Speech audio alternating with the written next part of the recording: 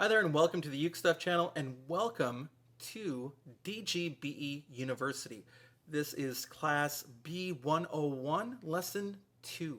My name is Dr. Christopher Russell. I'm a music educator. I run Ukestuff.info, youtube.com/Ukestuff, youtube.com/UkePlayalongs, and techandmusiced.com. DGBE U is a free systematic method to help you get a good foundation on baritone ukulele before moving to other resources. We do have a Facebook group if you want to join us at DGBE U.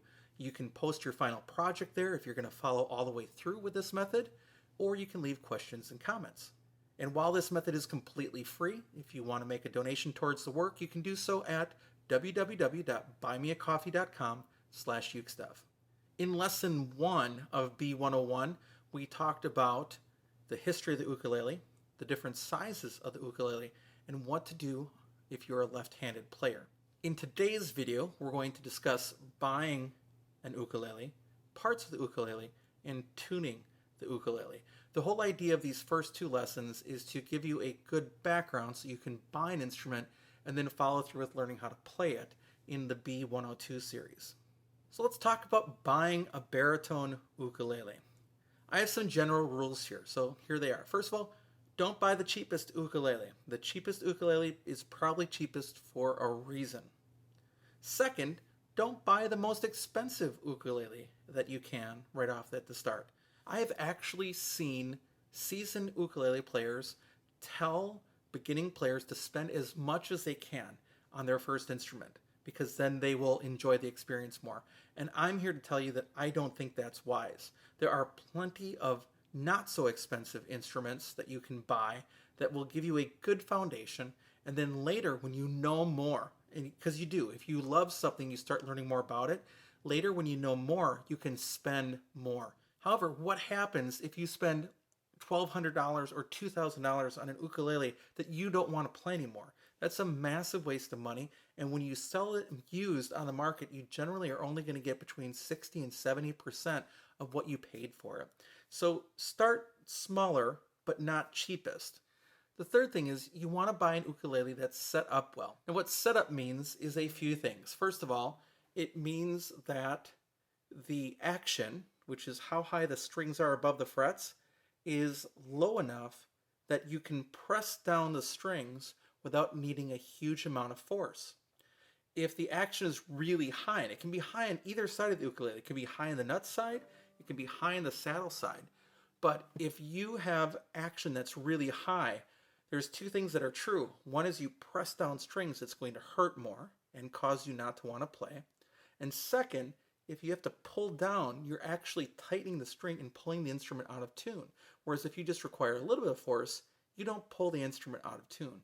So that's the first aspect, is string height. Second is fret ends. You don't want sharp fret ends. Third, you want level frets, because if there's a fret that's sticking out too far, it didn't get installed far enough into the instrument, you can get buzzing. That's not good.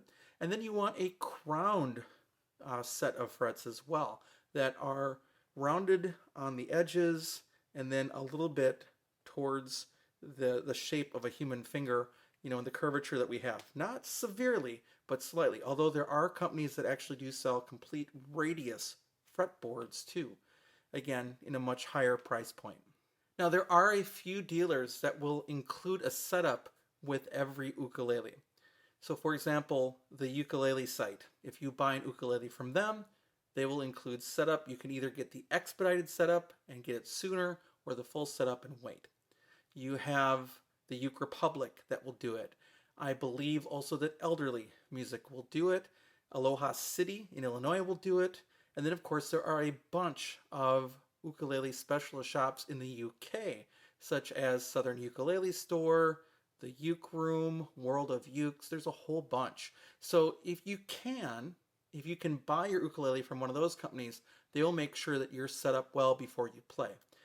If you buy your ukulele from a big box store or a local music store, whether or not they know how to set up an ukulele or even think it's possible is kind of iffy. A lot of ukuleles just represent a nice sales margin for a store, a quick sale, because they can just take them out of a box and hang them up. If you walk into a local music store and you play the ukulele and it's nowhere in tune, yeah, don't buy your ukulele from there. It means that they just took it out of the box and set it up. So keep that in mind. Another company that I would recommend, by the way, is Mainland Ukuleles. That's who made this one. Now, again, it's an all solid ukulele and they cost a little bit more than your average ukulele. But one of the cool things about Mainland, number one, is it's solid wood, which means you do have to take a little bit more care of it. But everyone also that you buy gets set up by the owner of the company before he sends it to you. So no, Mainland did not pay for promotion in this video, but just want to mention that I think it's a pretty good place to buy an ukulele if you need one. As for buying from Amazon, at this time, it's July 2020, there are a few companies that I can recommend in terms of GCEA ukuleles that you can buy with and know that you're going to actually have a good setup from the company itself. But I really don't have any baritone companies that I can recommend right off the bat to you that I would recommend. So I cannot actually recommend anything from Amazon. If you buy something from there, it's at your own risk of needing to pay to get a setup, and a setup may cost $50 to $75 to have done in addition to the cost of the instrument. If you've already bought that baritone ukulele, it's the time to check the action on your instrument. The action at the first fret, between the bottom of the fret and the bottom of the string, should be no more than 0.5 millimeters. And ideally, the action at the 12th fret should be no more than 3 millimeters at all. So that's a great thing to check. Check to see if you have sharp fret ends, and check to see if you have any buzzing. Go up and down the string and see if you have buzzing. If you have any of those problems, you can try to fix it yourself if you're sort of brave and want to try. Nothing wrong with that, but yeah, you can cause damage to an instrument, or you'll want to take it to a luthier that can fix it. And again, keep in mind, it's a great question to ask about an ukulele specialist somewhere near you or someone that specializes in ukuleles, because not all big box stores are going to treat your instrument the same. Now let's take a look at some accessories that you might want for your baritone ukulele. If you're looking at the downloadable resource for DGBE U that you can find at Ukestuff.info, you'll actually find a list of these things and actually links to items. If you want to buy them off of Amazon, please consider using the Amazon referral link there. But let's go through these. The first one is, of course, a clip-on tuner, which I think is essential to tuning. It senses vibrations through the instrument rather than just ambient sound, which means that you can tune your instrument in a loud, crowded room or at a ukulele-like event where there's lots of playing ukulele. However, keep in mind that many of these have different modes, and you want to tune in the guitar mode with baritone ukulele, because the top 4 strings are tuned the same as a guitar. So keep that in mind, or the chromatic mode. Either one will work with a clip-on tuner. The second thing that I recommend is the purchase of a string winder for when you have to change strings. Now, please notice, you will eventually change strings, and you should commit to learning how to do it yourself. Even if you break a string or break a set of strings trying to learn how to install them, it's still going to be cheaper than paying someone to install them for you. Music stores will charge at least $25 to change your strings for you, which is crazy. Doesn't take that long. So a string winder is wonderful, and the D'Addario one that I have linked on also has a string cutter on the end, which is nice when you want to just cut off the ends of your strings. If you're learning how to change strings, plenty of YouTube videos out there that will walk you through it, depending on what your kind of headstock is and how the strings are tied to the instrument. The third one is extra strings. These happen to be living water strings. They come from England. A guy by the name of Ken Milton, a wonderful teacher and player in his own right, sells these. These are all fluorocarbon. I don't personally like baritone strings that have the metal wound strings. They actually have the same fluorocarbon or nylon core that your other strings do, but they're metal wound. I don't like that because my fingers squeak on them. You may like that sound. A lot of people that like guitar like that sound of the hand moving on the squeaking of the strings. I don't, so that's why I use living waters like this. Again, strings are disposable. They're meant to be worn out. They are supposed to get worn out with time. Generally, 2 times a year for most players. 1 time per year is probably enough. Pros will change sometimes monthly or every couple of weeks depending on how much they play. So again, extra strings you'll want. Some more tools for you. This one is actually a tool. It's called the Music Nomad Octopus. I love this thing. You can tighten down different screws and nuts up here, especially like headstock, without marring the instrument. It's kind of a softer plastic. It's still hard. It could scratch, but way less than metal. And then, of course, you've got your screwdrivers that you would need to tighten things. This is a really nice thing to have. Music Nomad Octopus 8-in-1 tool. And then when you change strings, you should oil your fretboard if it has a wooden fretboard. The one oil that you know that you can use on everything is F1 oil, although I will also use Dunlop 65 lemon oil. So that is available too, and it just takes like one drop each fret, and then you just use a microfiber cloth, and that's good. Also, if you want to clean your frets, what you can do is you can get some ultra fine steel wool and clean each fret. Then you can blow off the remnants of that and then use again the F1 oil to oil the fretboard, and you'll be good to go until the next time you change strings. Now, I'll be honest, a lot of people will think I'm crazy for showing you this, but the next thing that I recommend that every ukulele player has is a string action gauge. I actually have a plastic version of this that I carry around in my wallet at all times because I'm curious, what is the action at the first fret? What is the action at the 12th fret? And if it's bad, I need to know that so I know that I need to adjust it. If I'm looking at buying an ukulele, I need to know that, especially if it's an ukulele that can't be adjusted. And there are several that have that situation. So a string action ruler, I think they start around $7 for a metal one, and the plastic ones appear from time to time. Definitely worth having as a ukulele player so that you're aware of what your instrument setup is. You're going to want a gig bag. This happens to be a flight baritone gig bag, or a case with which to protect and carry your instrument. If you have a solid wood instrument, likely you'll want a hard case, and then also humidifiers to go inside that if you live in an area where the humidity goes below 40% at any point of the year. Where I live, the humidity here is below 40% like 6 or 7 months out of the year. You may find that you want to get a strap, and I play with a strap quite a bit. Some people don't. Some people are very much against it. I say if it makes things easier for you, go for it. These are custom-made Ukestuff straps that I had made. I like about a 1-inch strap when playing with ukulele. Some people like the full guitar 2-inch. There are various straps available in various places, but then you do need strap buttons, or one strap button on the bottom and one that goes on the headstock. Flight, for example, makes a great strap that's about in just over an inch, but it goes to a strap button on the bottom of your ukulele, and then it actually even comes with a little leather attachment or fake leather attachment that goes to the headstock and allows you to attach this right underneath the strings of right above the nut. So there's a lot of different options there. If you don't have strap buttons, yes, you can have them put on. There are a couple options for straps that do not involve drilling, like the hug strap can do that, or the uke leash. You might want to check those out.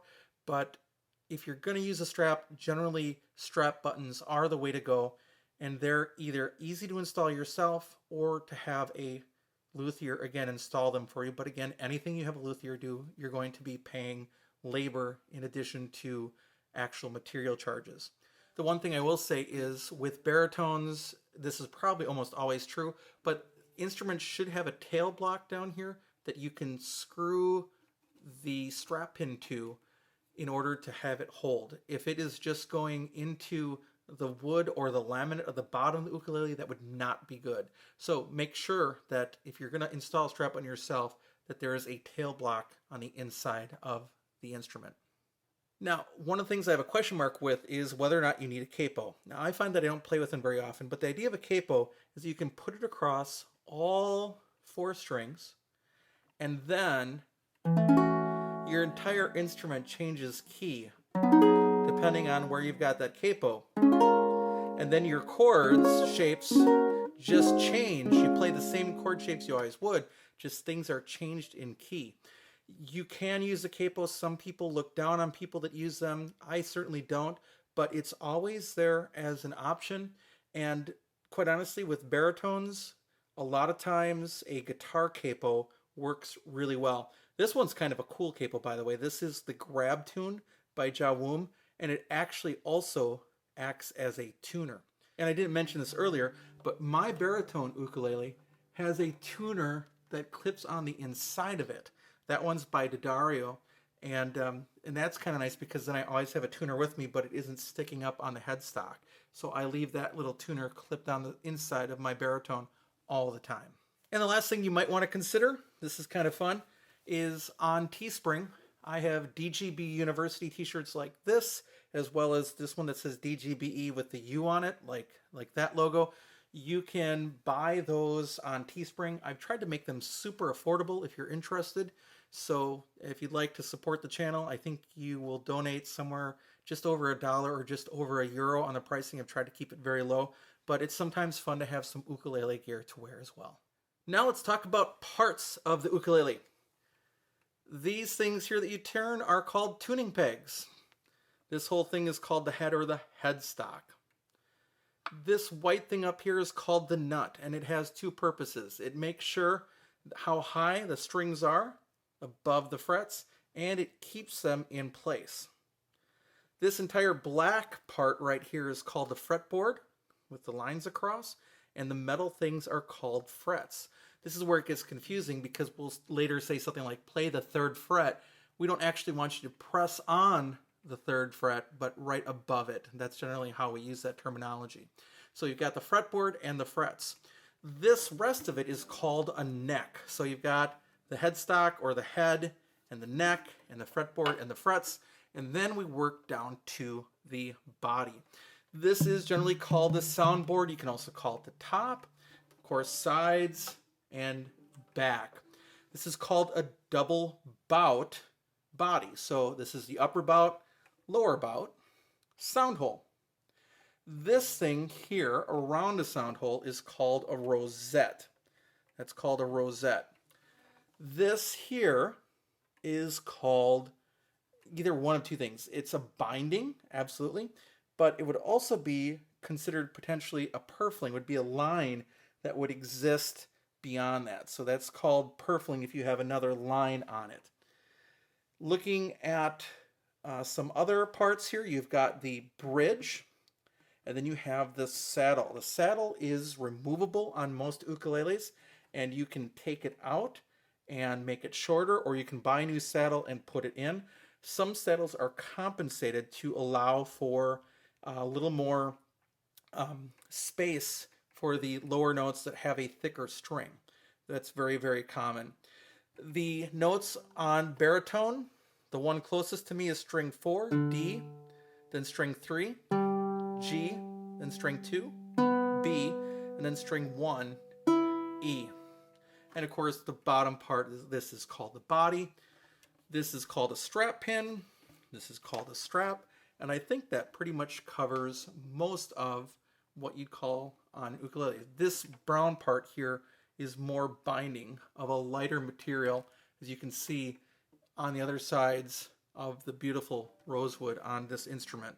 This is a cedar and rosewood, solid cedar mainland ukulele. And of course they call this a faceplate up here on top of the mahogany neck. You will also sometimes see, and I'm looking to see if I can point it out to you on this instrument, there are joints, such as here, where multiple pieces of wood are put together to make the shape.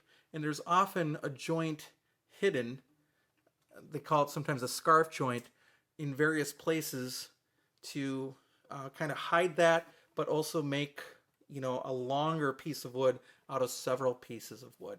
And those are the main parts of your ukulele. Now, let's end with tuning. Let's say that you've got your ukulele and you want to tune it. Here is currently my only normal tuned ukulele. You need to kind of understand how things work. With the ukulele, as you turn the peg one way, it's going to get higher, and as you turn the peg the other way, it's going to get lower. When you're tuning the ukulele, you're going to want to tune two ways, At first, you're going to have to work the first time. The strings will come loose and they won't sound good at all. You're going to have to tune it in a gross, very broad fashion. You want to match these pitches. And if you take a look at the handout on Ukestuff.info about tuning, you've got the D, which occurs below middle C, the G that occurs below middle C, the B that's below middle C, and the E that's above. And what you're going to have to do is play the note or find a website that plays the notes for you, where you generally get the pitch, you get close, and then you can use a tuner to find it. So DGBE. Now I'm going to see if I can turn this in a way that you can see what's going on. I've got it on. If you notice, it says U. Can you see the U there? That tells me that I'm in ukulele mode. I don't want to be in ukulele mode. I want to be in G, which is guitar mode. All right, and I'm going to keep this turned towards you so that you can see it. And what you want to do is play a note.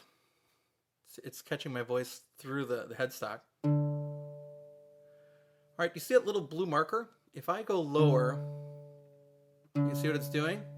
I want to find that D to be right in the middle. Then I go to the next string. Now, what's really important is as you're playing the string, you got to make sure that you're turning the right dial for it. We've all turned the wrong dial. Hopefully you don't break a string by accident. It could happen. That's why it's good to have extra strings. But I'm now plucking the third string. I'm going to tune the tuner that's connected to it. All right, and that's showing as the G. Looks like it's in tune. Go to the next string. That's B. Looks a little high. Now it's in tune. And then to the final string, the E. And you tune it until it's there. And then once you've tuned, you go through and you make sure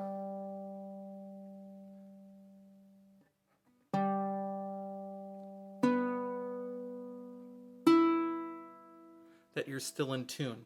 So first you're going to have to find a general reference pitch and get as close as you can, just trying to match the right pitch, and then fine tune it. Now, as you tune your ukulele for the first time, if it's brand new, it is going to go out of tune a lot. If you have new strings, it's going to go out of tune a lot. So what you have to do is tune, play, tune, play, tune, play. There are people that are going to show you to stretch strings and run a pencil underneath or whatever. Honestly, I think the best natural course of action is to tune, play, tune, play, tune, play. And before long, if you have quality strings, they will start to settle and you'll be ready to go. The final thing I should say about tuning is that there are some great apps out there as well. I have a couple referenced in the downloadable resource you can find at Ukestuff.info that would include Guitar Tuna and Guitar Toolkit on iOS and Guitar Tuna and G Strings on Android if you're interested.